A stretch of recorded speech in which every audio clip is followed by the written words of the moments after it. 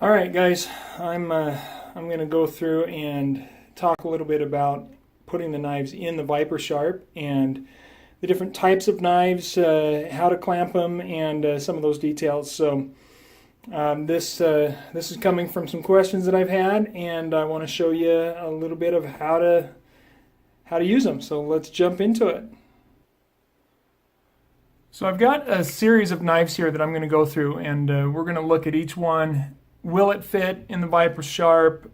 If so, at what angles, and how to clamp them and use them. So let's take a look at it. And I'll tell you right now that some of these are going to work better than others, and maybe you can, maybe you've got some expectations about that. But let's get things put together here and show you what I mean. And I probably won't do a whole lot of sharpening in this video. Actually, I'm just going to kind of talk a little bit about placing the knives and whatnot. So first is this little tiny kitchen knife. I've had people ask about such knives, and can the ViperSharp do it? So let's talk about that a little bit and go through some possibilities here. So first of all, as you can see, there's very little blade there, right? We just don't have a lot to grab. Can it grab onto it? Well, sure, it's going to grab onto it, no problem. Now, one thing I'll note here, and I'll show this with each of these other knives, when you put a knife in, there should be an imaginary line between the heel of the blade here and the tip of the blade. And that line, going about like that, should coincide with the tip of the line on the front of the clamp. Okay? So between here and here, you want that lined up in a straight line with your clamp. So your knife is usually going to be in, it'll look like it's a little crooked, not necessarily that crooked, but it'll look a little bit crooked, okay? So one thing also that we've got to think about is if we're going to clamp the knife in here, you know, any clamping system is going to be the same way, but if we're going to clamp the knife in, then we have to have enough purchase for that clamp. It's got to clamp on. We can't put it in just a 1/16 of an inch on the end of the clamp there. It's going to have preferably an 1/8 of an inch or more of clamping on there, so that it's actually grabbing the blade, so that it will hold on to the blade as you're sharpening. Now, you might also notice with this knife, it's only sharpened on one side. It's only got the edge on the one side there. So I'll just flip that over, and then we can look at it and see, can I reach that? Well, the first thing that I notice here is at the current angle that this blade this edge is sharpened, no, I am not going to be able to reach that because it's such a tiny purchase right here. We have to have room for the clamp, and with no movement out there on the or no room out, no width to the blade. It's, of course, I don't have room to sharpen there because I'm hitting that clamp tip. And so basically what we've got to look at is how high we need to get with this in order to clear that clamp as we sharpen.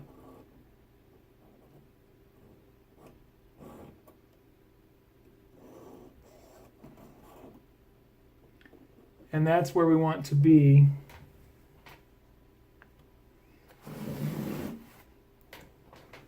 See if I can see where we are with that.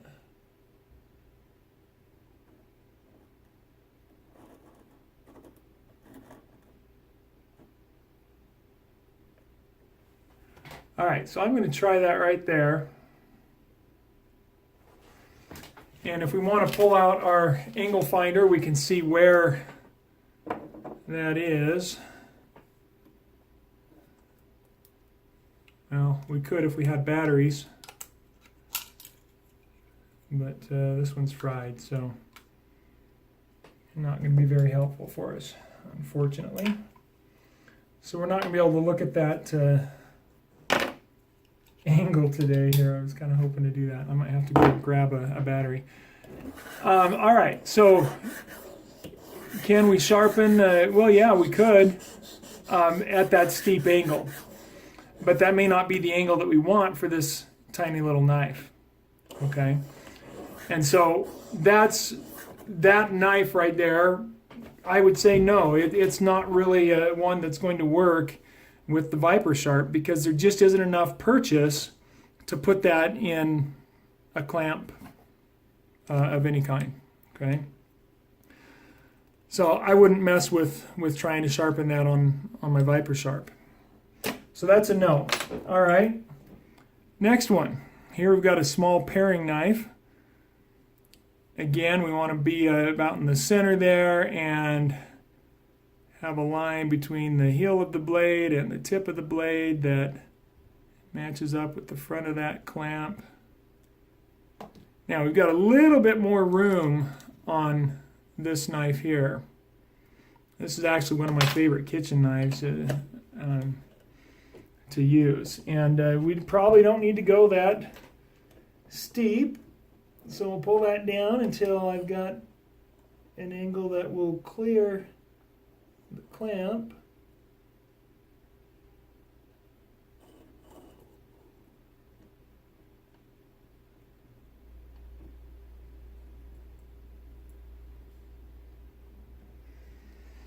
And so there we are. That's probably sitting under 20 degrees. So that's not too bad. So yes, for a knife like that, I could sharpen that on the ViperSharp.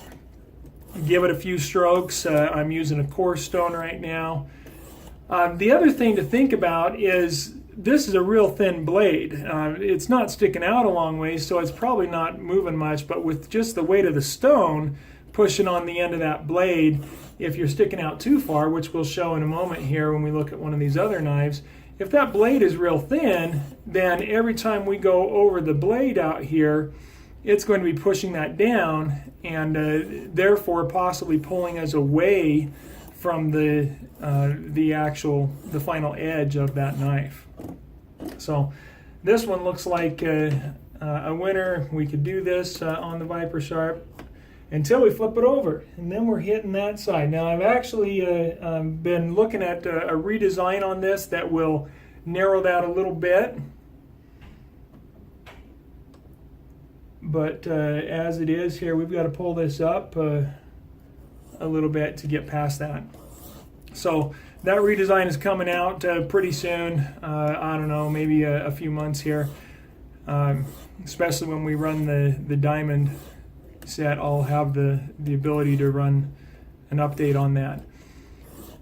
And so I'm constantly, of course, trying to improve all the time.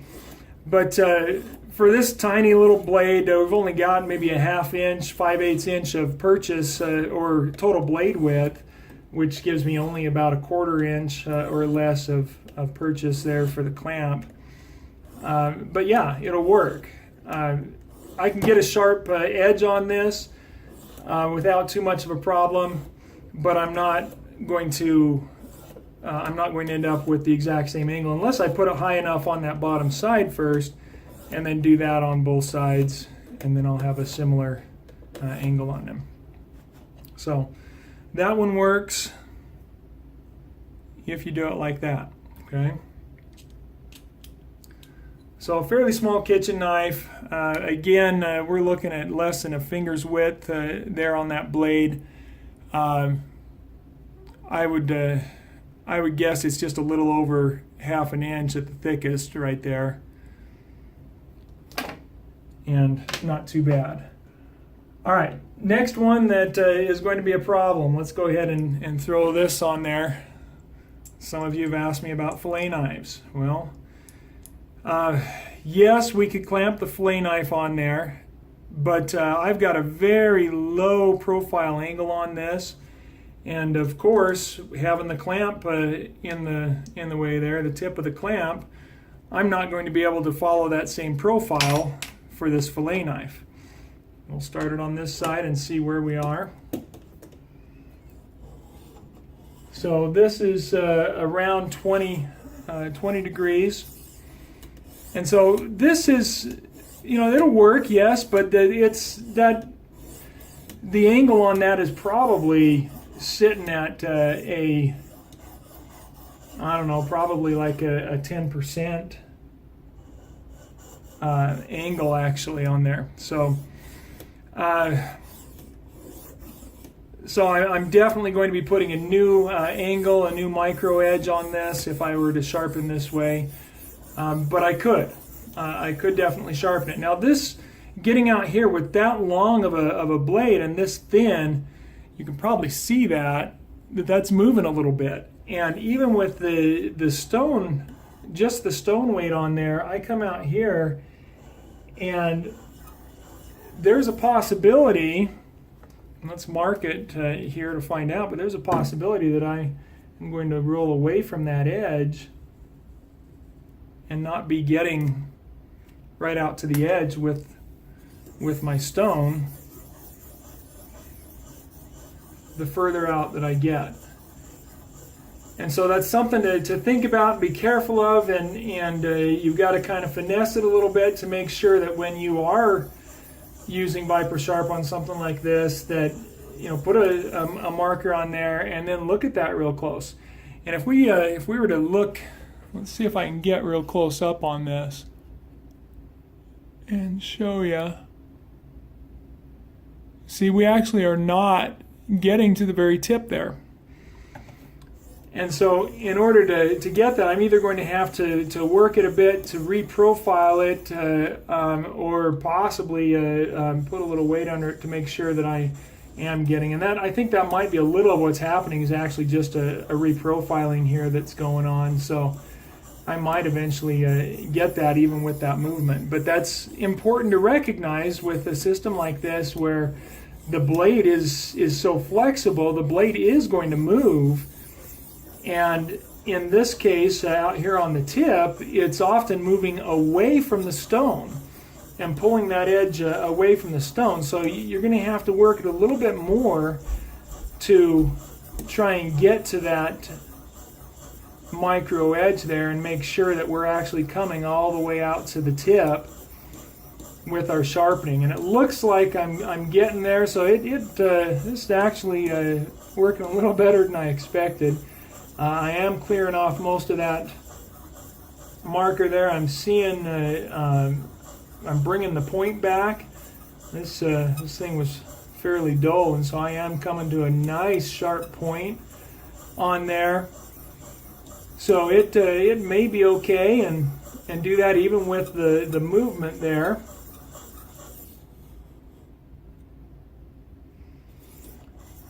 It looks like we're getting pretty close to it, but I think ultimately that tip is moving away, being that far out. So basically that far away from the clamp, and you might be able to clamp it a little closer, but again, then we're going to run into this issue where we just don't have the purchase potential. And so if you've got a knife like this and you're trying to use the ViperSharp, just be real careful with it. Try and hold some of that weight of your stone so that you're not pushing the edge of the blade away from you there. And you could end up getting a decent edge all the way along probably. I am actually quite surprised. I'm going to work on this a little bit because it's kind of cool to see. I felt like, you know, when I was thinking about this, I felt like there would be a lot more movement than that.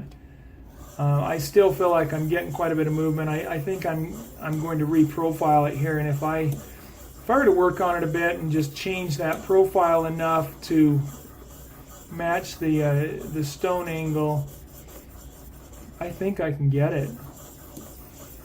So it is going to take some reprofiling, a lot more than what I'm doing out here on the edge, where I'm actually giving a steeper angle on my knife than what I had before.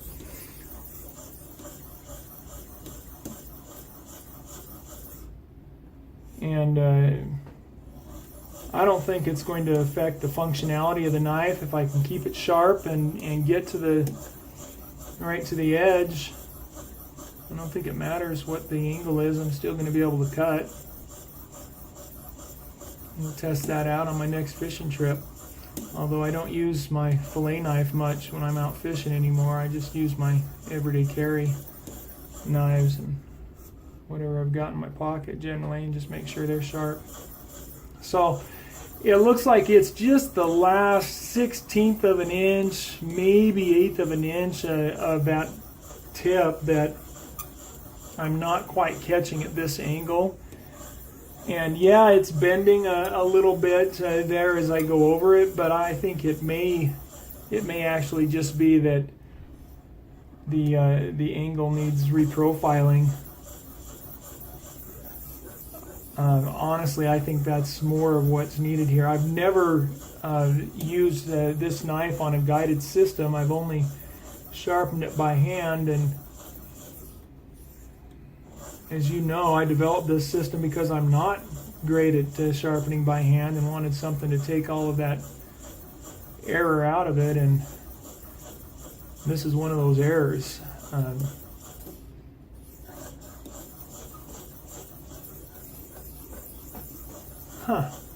So that's kind of cool. It looks like we're going to get an angle out of that will actually work. So I would do both sides, of course, and get me a consistent angle there.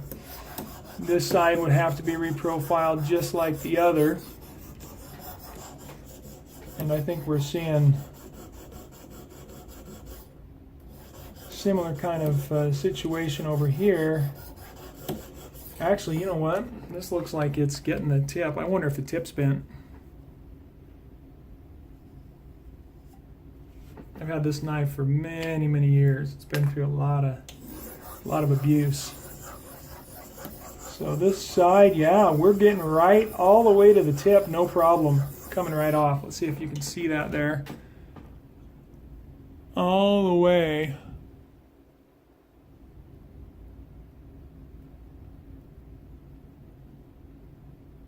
Too close.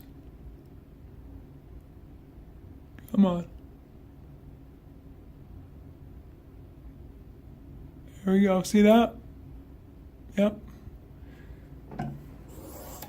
So that's kind of nice. I'm happy to see that. So can we do fillet knives? Well, yes, but not at a low profile. We're going to be at a steeper angle, about 20 to 22 degrees perhaps. So it's not going to be at a 10-15 degree angle, but yeah, it's certainly doing it. And that's why I've got the knob up here, because I just about stuck myself or cut myself with that. So I think this other side is probably just, it just needs the reprofiling. It might be bent away from me a little bit. I think we can get it. I'm pretty excited about this. So I didn't expect this. I really didn't think that we would be getting this good of results on a knife like this. I figured the fillet knife would be the more difficult to do, and it is a bit more complicated. But it's given me much better results than I expected, I'll have to say. It's very solid right there where it's right next to the clamp. Right out here I'm getting a little bit more of bending in play. And then of course out on that tip we're getting quite a bit. But reprofiling pretty good. That tip needed some cleanup and and reprofile anyway. And I think we're getting it to where it ought to be. So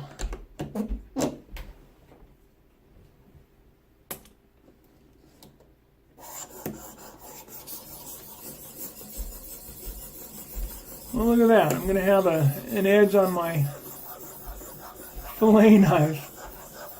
So I'll tell you, I've been working on this ViperSharp, gosh, what has it been, 3 years now? Close to 3 years that since I started. 2 years with prototypes and stuff, and 2 years plus, I guess. But I've never even dreamed about doing a fillet knife on the ViperSharp. So this is momentous. This is kind of cool. So we'll throw that over one more time here, and I think later I will go ahead and finalize this with finer abrasives and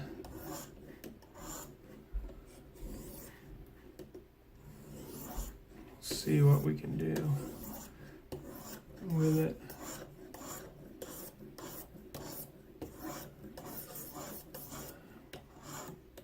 Yeah, that tip just wants to fold away from me.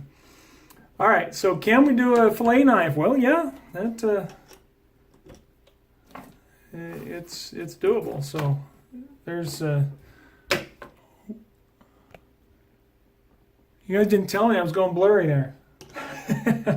Sorry about that. So there's two that will work with the ViperSharp. Okay, so a couple of options that will work there, and then of course we know that these are going to do it. So all I'm going to show here is how to clamp these in. So if we look at this again, we're looking between here and here.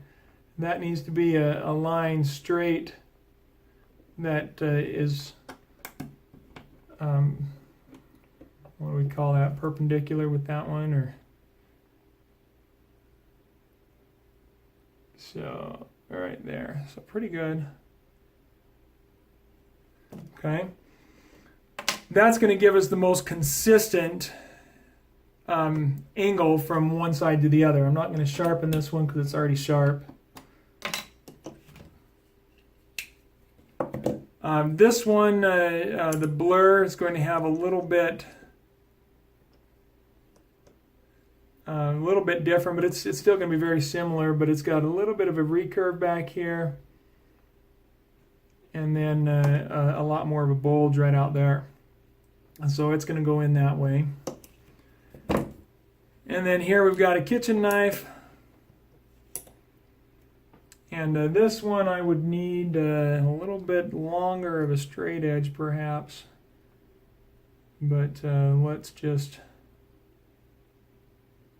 we're about there. So I would actually put that right there. Okay. Now something else that I want to discuss here that I really need to show you. I'm going to go grab a battery and I'll show you the angle on this here. All right, so last little bonus here is let's check out the angle on this. So in a previous video I talked about the angle changing the farther you go from the center here. And I had a response from somebody that I thought was worth sharing. So here we can see we've got an angle of right about 18 degrees, 17.9 there. And we can see if we move this out to that end, it looks like it's now 16 degrees, 2 degrees different, right? But what I didn't understand about angles, and a lot of us I think don't understand about angles, is that is not the correct position for this angle finder to show that angle. What we want to keep in mind is the angle finder should always be in this position. It's always between here and here. So turning it that that direction, that is not the true angle. The actual angle would read more true with the angle finder being in this direction along with the clamp system at all times. And so as we can see there, 17.8, 17.88. So again, we're going to keep this angle finder